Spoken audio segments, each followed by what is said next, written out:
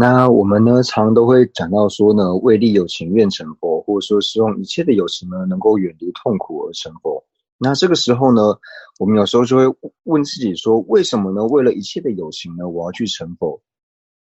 一切有情它到底和我有什么样的关系？为什么我要帮助他们？为了帮助他们能够离苦得乐，我要去成佛呢？所以这个时候呢，就是我们除了要想说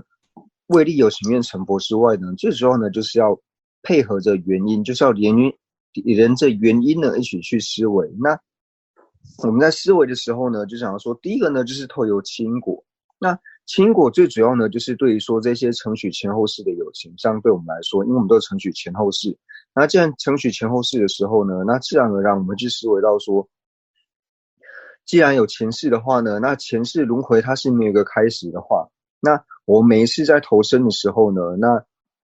就会如同在这一世的时候呢，就是这一世呢，母亲为了我们呢，她付出了一切。那母亲呢，可以为了小孩子呢，然后付出所有的一切。所以，同样的呢，在过去世呢，因为轮回无始的缘故，一切有情呢都有可能呢当过我的母亲。那她在当我为母亲的同时呢，就会如同今世母亲呵护我一样呢，然后全心全力的都有付出。所以由此呢，对一切有情呢升起一个念恩。然后念恩之后呢，自然而然就会想要去报恩。那报恩的方式呢，就是希望说他们能够远离一切的痛苦。所以透由这样去思维呢，一切有情和我之间呢，我们彼此之间的关系呢就连接起来。那这种呢，最主要是对于说承许前后世的承许有前后世的人呢，那用这种理路呢，可以帮助到他们。那第二个呢，就是讲到说呢，就是为什么为利一切有情要成佛呢？为什么为了一切有情，他的离苦，他要得到安乐，然后我要去成佛？那这边呢，就讲说呢，就是因为呢，我知道说我呢是希求离苦得乐的，那不仅仅呢我是希求离苦得乐的，其他的有情下至从语，乃至于其他所有一切的人呢，那他们同样也是希求离苦得乐的，而且呢，大家希求离苦得乐这一点一样的时候呢，那自然而然我会升起一种同理心，就是我呢是希求离苦得乐，那最究竟的安乐，能够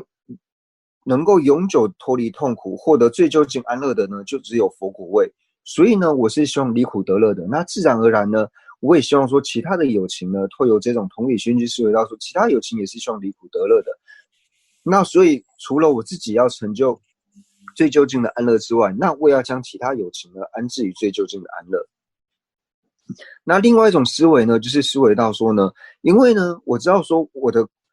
痛苦和快乐呢是关待于其他的友情。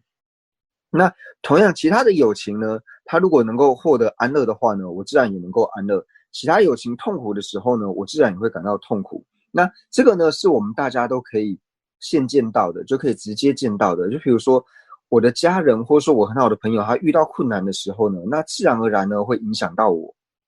那同样的呢，家人跟朋友呢，他们感到快乐、舒服的时候呢，那自然我也会感到快乐跟舒服。举一个例子来说呢，就是像我们说呢，就是在结婚的时候呢，那妻子呢，她本来呢不是属于这个家的，但是结婚以后呢，大家就变成一家人。那变成一家人的时候呢，那可能因为娶进门的这个妻子呢，她如果有任何的不舒服或是遇到困难的时候呢，那自然而然会影响到原本这一家人他的快乐，然后以及他的安乐。因为呢，这个娶进门太太如果感到痛苦的时候呢，那这一家人他必然呢会受到影响。那娶进门这个太太呢，她本身的快乐，她的痛苦呢，也会跟她原本的这个家庭呢有所关联。她原本的娘家呢，如果有困难的时候呢，她也会感到困难。那她感到不舒服的时候呢，自然会影响到现在的这一个家。那同样的，透由这种人际网的关系呢，一层一层往外面扩散的时候呢，我们自然而然呢就可以知道说，一切有情的安乐呢，和我呢是真的有关系的。别人感到安乐的时候呢，必定会影响到我；那别人感到痛苦的时候呢，也一定呢会影响到我。所以呢，我们可以讲到说，我为了希望一切的有情呢，能够离苦得乐，获得最究竟的安乐，我要成就佛果位呢，最主要呢就是要透由原因呢，透由这种原因去思维的时候，能够让我们的心呢来得更为的坚固。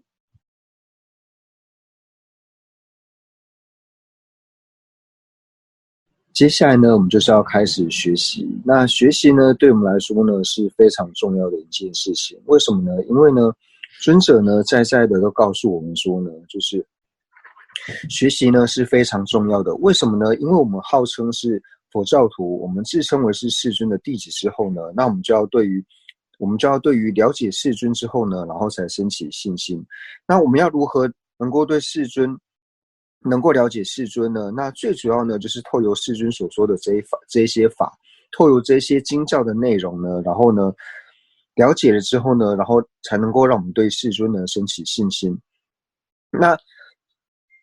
那特别是呢，就是世尊所讲的这些法类里面呢，就是透由世尊所讲的这些法，然后我们去学习之后呢，我们才能够慢慢的呢，可以了解到说世间一切法呢究竟的实相。那特别呢是关于说新的法类里面呢，那像新法的这些内容呢，那解释的最详细的呢，在所有的宗教里面呢，那也就是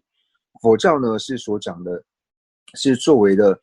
浩瀚广博的。而且呢，我们透由就是对于新的法类的学习之后呢，那慢慢的呢，我们可以了解到说呢，我心里面呢何时呢升起了所谓的错乱之，然后呢何时升起了颠倒之，而且透由这些学习之后呢，我们会知道呢，我所见到的一切呢不一定呢是真实的。那透由这种学习之后呢，然后更进一步呢，可以慢慢去认识到说我们心绪之中的烦恼，然后呢，我心绪之中呢，什么时候能够升起烦恼？那你能够很清楚了解到这些烦恼的所缘形象。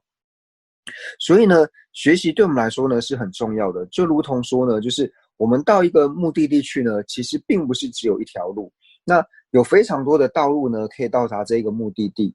那这么多的道路里面呢，那如果说我们学习很广博的时候，那我自然而然呢，我就会有经验说，哦，到这个目的地呢，走这条路呢是捷径，那走哪一条路呢是最不辛苦，可以最舒服到达这个地方的。所以透由学习呢，也可以让我们了解到这些。那再举一个例子来说呢，就是比如说我们去博物馆的时候呢，那博物馆我们要去参观，就是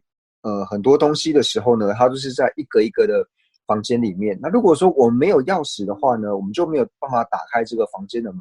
那房间的门呢，如果打不开的话呢，我们就没有办法参观里面的这些宝物。所以同样的呢，用这个来比喻呢，就是我的心呢，就像是锁一样，我的心就是有一个锁，一个枷锁呢锁在那边。然后所学的这些经论呢，就像是钥匙一样，就是透由这个经论的钥匙呢，能够打开我心的枷锁。那重要的是呢，就是我们学习了之后呢，我们是要把这个法呢拿来用的，而不是说学了之后呢，只增长了很多的学识。那就如同说呢，我们的内心呢，这个枷锁本身呢就已经很厚重，非常的难以打开。那手上呢又有这个钥匙，但是你手上有钥匙呢，你又不去使用呢，就会变成这个样子。所以最主要是我们会有学习之后呢，然后要好好的呢用在我们自己的心绪之上。